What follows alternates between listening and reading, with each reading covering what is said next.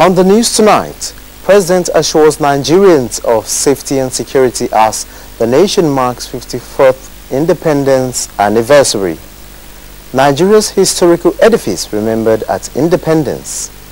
Gains of aviation industry in focus, plus entertainment and sports. Good evening and thank you for joining us on the news at 7. I am Olajide Bello. President Goodluck Jonathan has assured Nigerians that his administration is committed to doing everything possible to make the country safe and secured for Nigerians, irrespective of religious belief, origin and place of birth. He asked Nigerians to support the effort of the military in checking the activities of terrorists. The president also called on Nigerians to pray for the nation and those who have died as a result of activities of the insurgents. He further said his administration is making concerted efforts to sustain democratic infrastructures to ensure fair and free elections. He said this in the national broadcast on the occasion of Nigeria's 54th independence. Nigerians turned out en masse today, defying the early morning rain to celebrate Independence Day in colors and styles.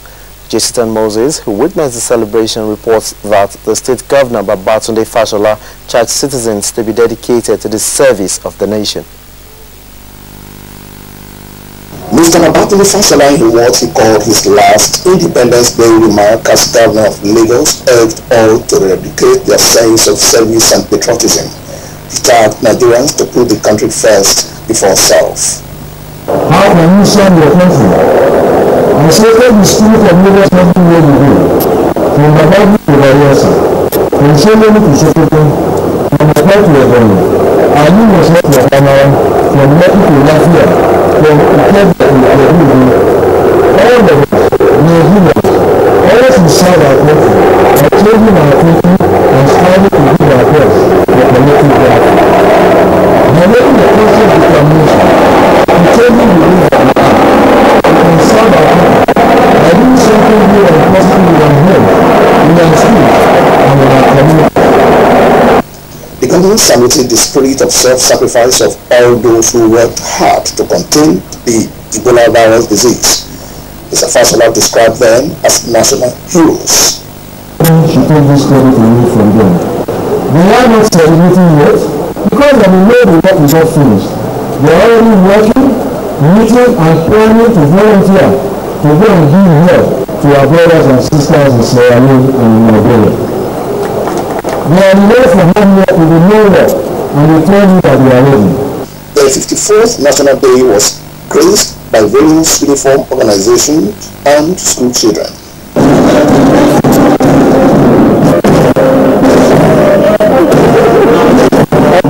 Lagos, Jesuta, Moses, James.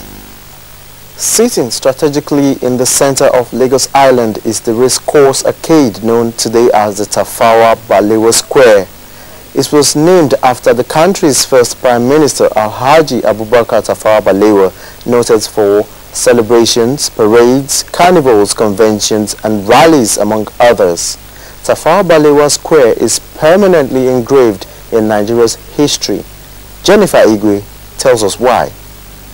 This is a cricket pitch, an extension of the Tafawa Balewa Square in Onikon, Lagos. It is a reminder of how this whole area used to be.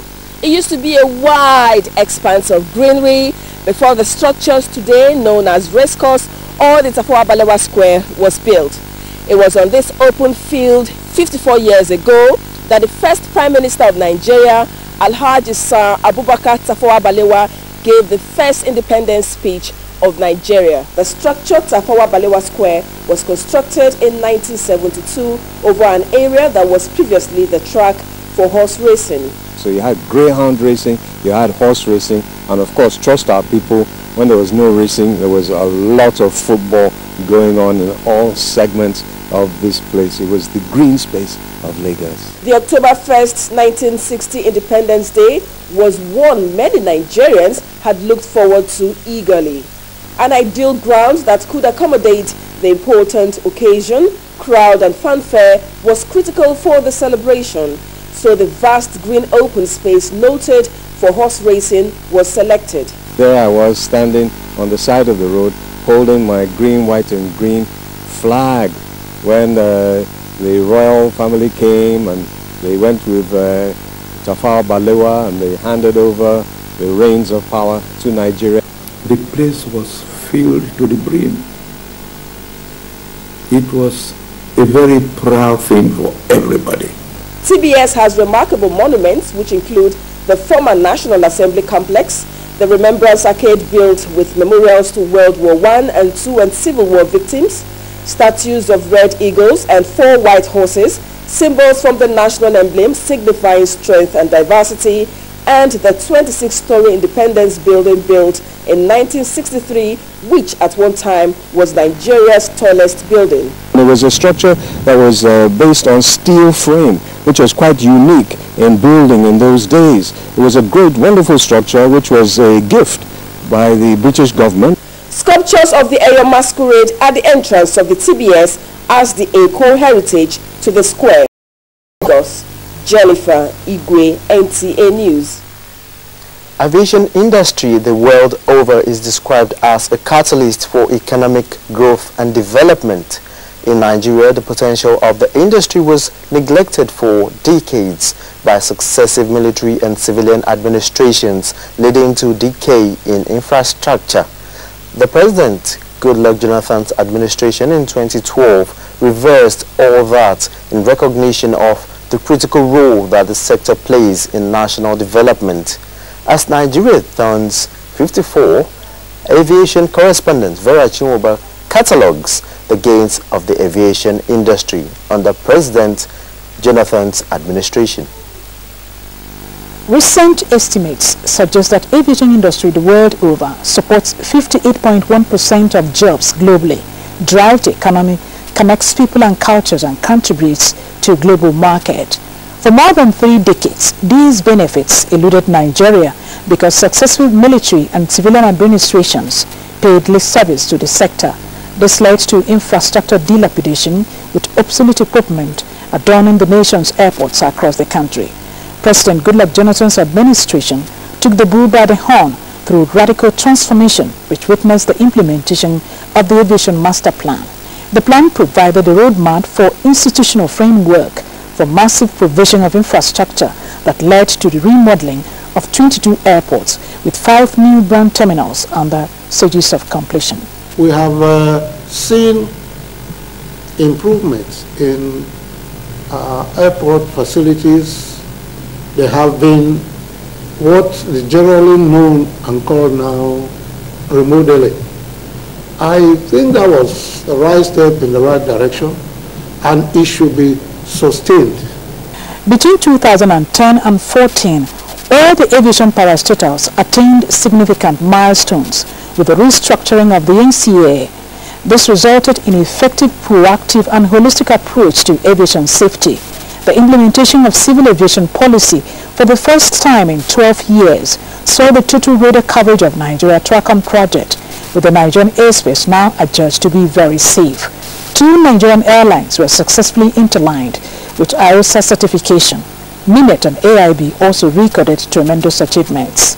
The Category 1 issue, we were able to sustain it, mainly by enforcement. We make sure that the airlines are in conformity. In the area of touting, you won't be able to move. The domestic airline operations are, however, fraught with challenges. You have multiple taxation also. You have fueling. Fueling takes about 40%. Nigeria remains an investment destination for investors. Its population of 160 million is an enormous market for the aviation industry. Its geographical location makes it an irresistible hub in West Africa and in the continent. In Lagos, Vera Chinwoba, NTA News Extra. A church service to commemorate Nigeria's 54th independence anniversary has been held in Lagos. Nigerians were asked to continue to shun acts that are capable of causing disunity in the country. The charge was made by Reverend Nnanna Odege of the Presbyterian Church of Nigeria during a church service. Nigerians have expressed gratitude to God for making it possible for them to witness another independence anniversary celebration. As they converged on the Presbyterian Church of Nigeria to mark the day, prayers were offered for peace and unity of the country. Reverend Nnanna Odege of the Presbyterian Church of Nigeria said Nigerians should be proactive and support the efforts of the federal government to stem the tide of terrorism and make the country a safe place for all.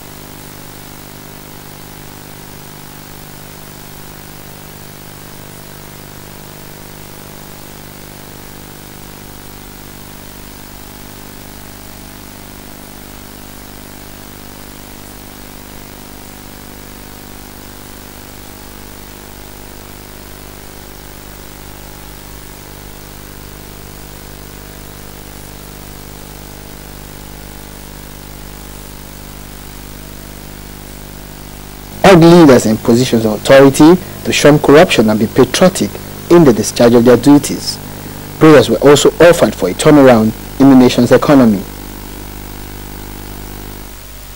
Business activity was at its lowest today as Nigerians observe the public holiday in commemoration of the nation's 54th independence.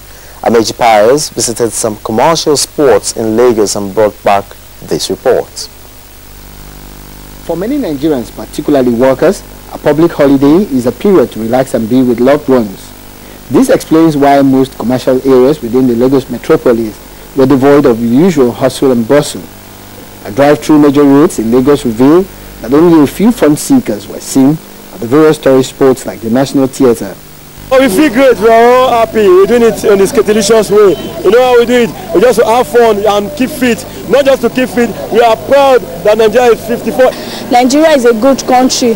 The Lord will bless Nigeria. Nigeria is a very good country. Nigeria have done a very, very good job for this place. I love Nigeria. There was heavy traffic on Bodekama Street in Suderi as a lot of holidaymakers besieged the various shopping malls within the vicinity. While the commercial banks and other corporate offices like the Nigerian Stock Exchange were closed for business, others in the informal sector like these traders displayed their wares on parts of the road. NTA News was also at the GSM and accessory market in Victoria Island, where dealers on phones complained of low patronage.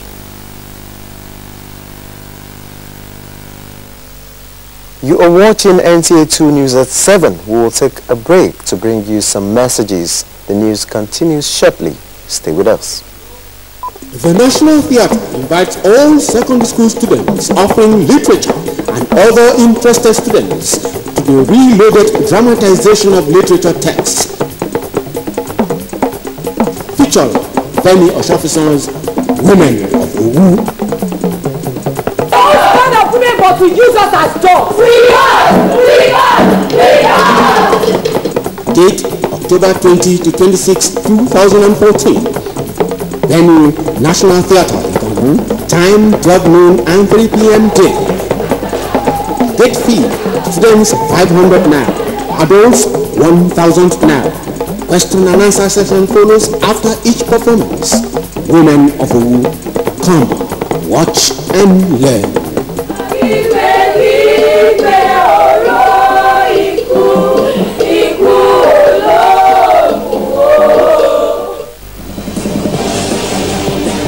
Feel the power of world-class sports. Feel the power of world-class Indian movies. Feel the power of world-class action movies. Feel the power of world-class cartoons.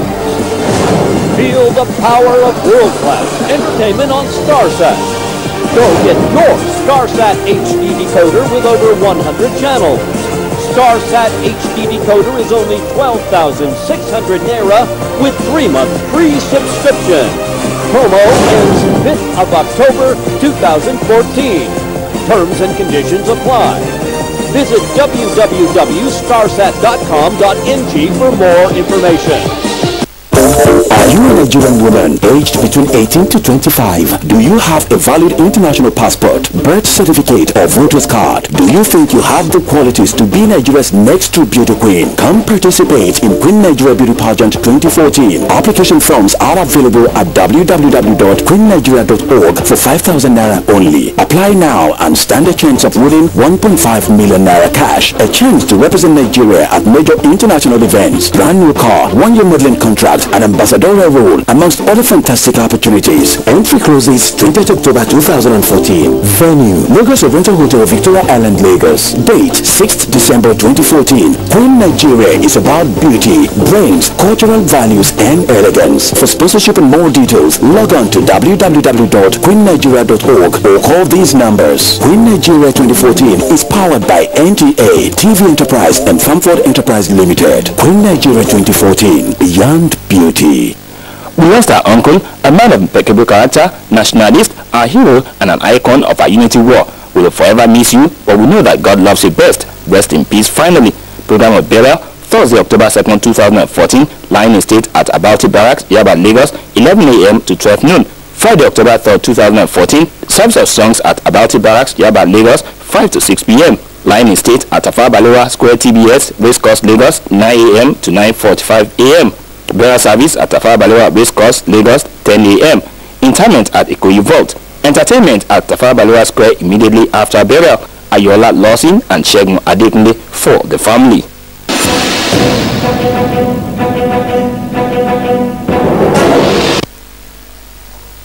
Welcome back. The growing call for the decongestion and reform of the Nigerian prison system was the high point at the pull-out ceremony of the Controller of Prisons, Lagos Command, Catherine Onoye. Lynn Lineke has details. With the increasing number of awaiting trials in the Nigerian prisons across the country, the facilities are currently overstretched. The need to fast-track judicial process and to decongest the prisons has become imperative. But to achieve this, retired Deputy Controller of Prisons, Lori, emphasized that adequate funding and upgrading of the prisons facilities are required. I found out that many things are left undone. Even money allocation is not given to the officers on the field, and this makes the work, a bit difficult for them. I know what it takes to be dealing with the number of and volumes of inmates here in medium security prisons in Nigeria. The challenges are there, but my appeal is just to the criminal justice system to make sure that they speed up the cases, because some people are just there wallowing in the prisons without their trials being fast. Things have really changed now. Like everybody went slack, but we are coming back again. With the trend in the country now, we have to sit up and come back. The retired Controller of Prisons, Lagos Command, Catherine Noya, noted that stakeholders have a role to play in ensuring that the ongoing agenda is achieved. The 31-year journey has been fraught with many challenges. Despite all these challenges, we have been able to make it. The state government was really concerned about the security of Lagos State prisons. Especially, they were concerned about external attacks on the prisons. I say that is very good. It shows that prison officers are working. Because if we are not working, they'll be concerned about the security of the inside.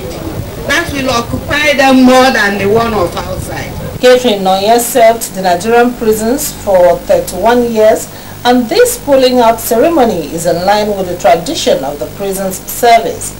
In Lagos, Lynn Lenake, NTA News. Lagos State government says it will investigate the cause of the collapsed building at the Synagogue Church of All Nations.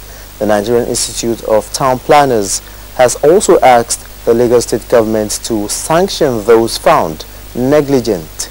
Jessiton Moses reports. Lagos State Governor Babatunde Fashola says the state government will fence the state abattoir for the safe and healthy processing of meat. He made these known while inspecting the state of facilities at the abattoir. Jessiton Moses again reports.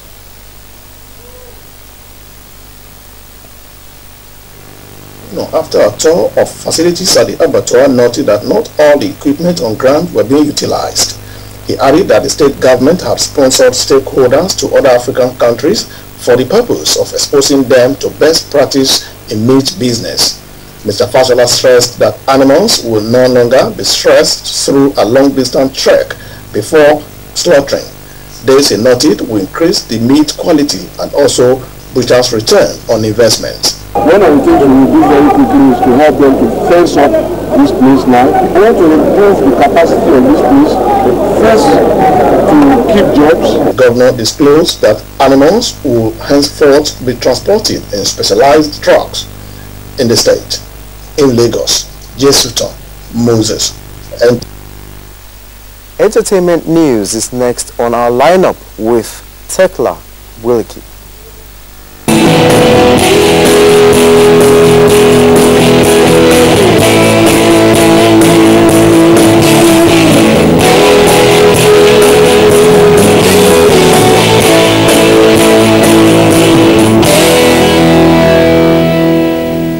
If you were in doubt of Desmond Elliot's seriousness about his political ambition, then listen to this. Nollywood actor Desmond Olushola Elliot, who wants to represent Surulere constituency at the Lagos State House of Assembly, has been making efforts to reach out to the people of his constituency through meetings and enlightenments. The actor recently might have gotten an honorable mention from the party, the APC, over the weekend. The party tweeted from their official handle saying, "Guess who our new celebrity candidate is? At Desmond Elliot, welcome on board." We'll see how this pan out. After declaring he would never get married again and dating a string of beautiful women, 53-year-old actor George Clooney got married in Venice this weekend to Oxford-educated human rights lawyer Alamuddin. Did I hear you say what? Yes, you heard it. He's married. The wedding was witnessed by a string of celebrities from world over. And here on Entertainment Desk, we're wishing the newlywed a happy married life. And that wraps it up on Entertainment News. Stay tuned. And to foreign news, a patient being treated at a Dallas hospital has tested positive for Ebola, the first case of the disease to be diagnosed in the United States. Officials at Texas Presbyterian Hospital said the unidentified patient is being kept in isolation and the hospital is following Centers for Disease Control and Prevention recommendations to keep doctors, staff and patients safe. The patient is a Liberian national who was admitted on Sunday. Still talking sports. Time now for a sport medley with Musa Toliat. To some UEFA Champions League results, CSK could not redeem their image as they lost at home 0-1 to group leader Bayern Munich. The match was played behind closed doors at an empty Arena Khimki Stadium as UEFA's punishment for CSK after racist chants by their fans last season. Elsewhere, a first half header by Nemanja Matic sealed victory for visiting Chelsea at Sporting Lisbon in a breathtaking encounter which took the Blues to the top of Group G. I think Matic a monster, and I'm so happy we didn't score goals. But PSG moved to the top in Group F after a thrilling 3-2 Champions League victory over visiting Barcelona.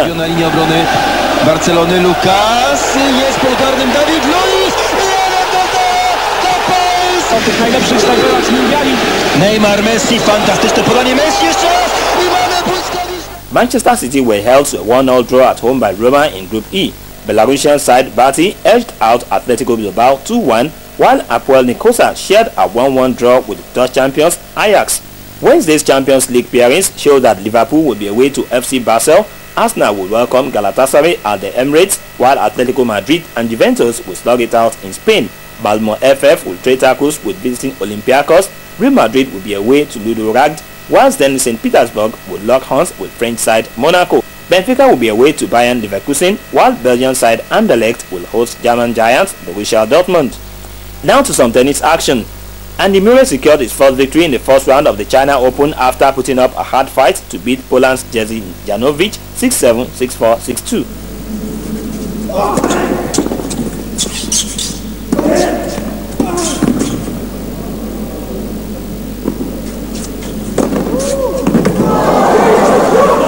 World number 2 Rafael Nadal made a winning return by beating France's Richard Gasquet 6-4, 6-love in the first round of the China Open.